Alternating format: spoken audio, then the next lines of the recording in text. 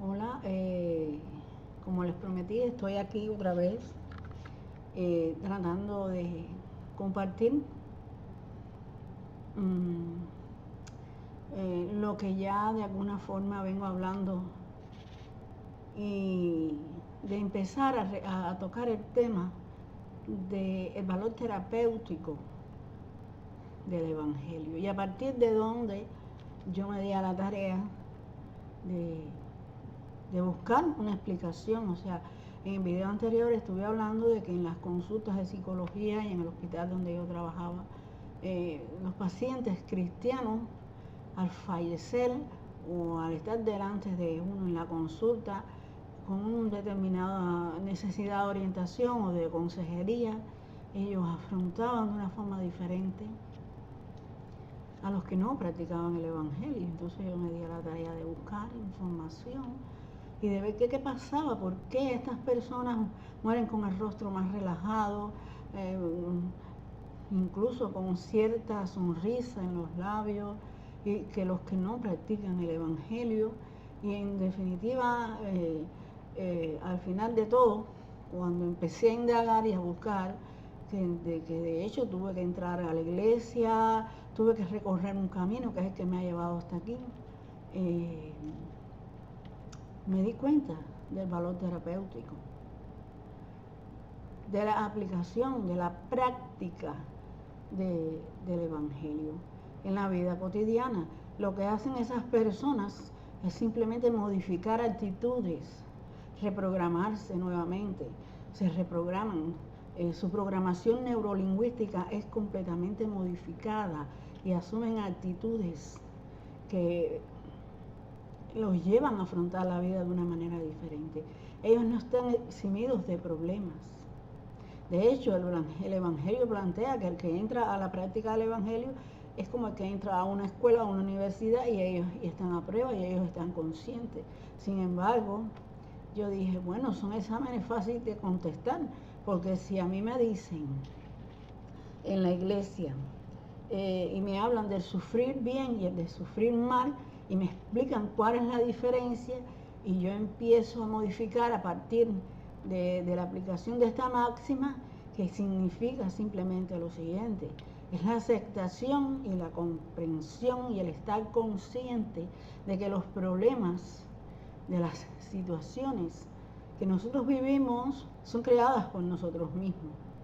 Muchas veces las personas ven en las situaciones que sufren un castigo de Dios o de la mala suerte y de una serie de eventos y de circunstancias que son los que me traen a mí las desgracias en la vida. Sin embargo, en la práctica del Evangelio, en el sentido terapéutico, la persona se da cuenta y empieza a reestructurar internamente, a modificar su moral. La moral real, no la moral de la ética, de que si me porto bien, de que si saco buenas notas en la escuela, esa es válida, ¿no? Pero esa moral realmente interna, que lo que lleva consigo es nuestros estilos de afrontamiento, nuestras actitudes ante la vida. Y entonces el cristiano tiene una herramienta extraordinaria.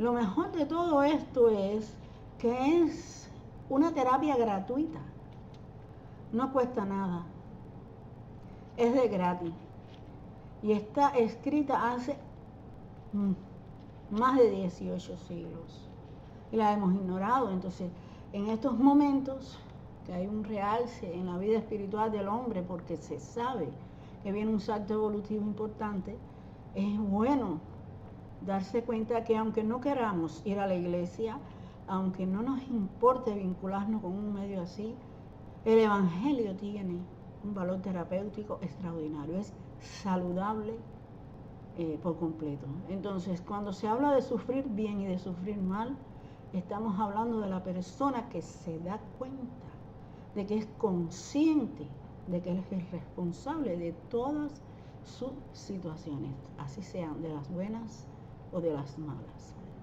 Entonces, son consecuencias que en términos ya conocidos son el karma acumulado de otras encarnaciones, y entonces son oportunidades Los problemas son oportunidades para darnos cuenta cuáles son nuestras actitudes. ¿De qué forma estamos aceptando y asimilando la situación? ¿A través de la culpa o a través de la responsabilidad? En mis años de trabajo llegó un momento en que yo le di una forma a la culpa. Y yo me dije para dentro de mí, la culpa tiene una forma redonda, es como una pelota. Las personas se la lanzan unos a otros y en definitiva el conflicto permanece. En el caso del cristiano que realmente hace una reforma moral, porque hay muchos que van a la iglesia, rezan, oran, pero esperan que sea Dios el que venga con un rayo y los ilumine. Ese cristiano al menos va a la iglesia, al menos se lee la Biblia, eso está muy bien, pero si no hay una reforma, no es un verdadero cristianismo. Pero bueno, el tema está en que el cristiano practicante, el cristiano que hace una reforma constante, que intenta aplicar las máximas del Evangelio, es el que realmente modifica y se guía en su camino religioso. Pero bueno, esto el que no le interesa ir a una iglesia, se aplica esto, lo que se está dando es una real terapia. Y vuelvo a repetir, no sin costo alguno. Es una práctica que hago siempre en mi casa, en mi carro, en mi trabajo, porque si tengo un jefe intolerante, empiezo a tratar de comprender qué hay dentro de mí, que yo tengo que atraer hacia mí un patrón como un jefe como el que tengo. ¿Qué deuda kármica pudiera yo tener? No es decir, seguro que yo fui mala o que yo fui bueno, no. Es decir, algo pasó que yo llevo en mi vida, una relación con una persona con determinadas características y se está manteniendo en mi vida porque yo no he modificado. Entonces, el sufrir bien, según el Evangelio, es la aceptación de la responsabilidad de nuestros propios actos. Volvemos de nuevo al desapego. Si nos desapegamos de la necesidad de ver que sea el otro que modifique, modificamos nosotros. Y en esa modificación lo que hacemos es lograr un avance espiritual y una vibra positiva, abarcadora. Las vibraciones positivas no es que una esté en blanco y las negativas estén en negro. Las vibraciones positivas tienen una frecuencia vibratoria más rápida y se sienten más ligeras que las vibraciones negativas que se hacen más densas. Por eso cuando la persona modifica, cuando simplemente sufrimos bien aceptando la responsabilidad de nuestros actos, créame, en todo, hasta en cuando la pareja nos es infiel, tendremos que preguntarnos qué pasa. ¿Por qué tengo yo que tener una relación con una pareja que todavía no ha madurado lo suficiente? Empiezo a aceptar, de lo contrario empiezo a culpar, es diferente, se complejiza más las cosas.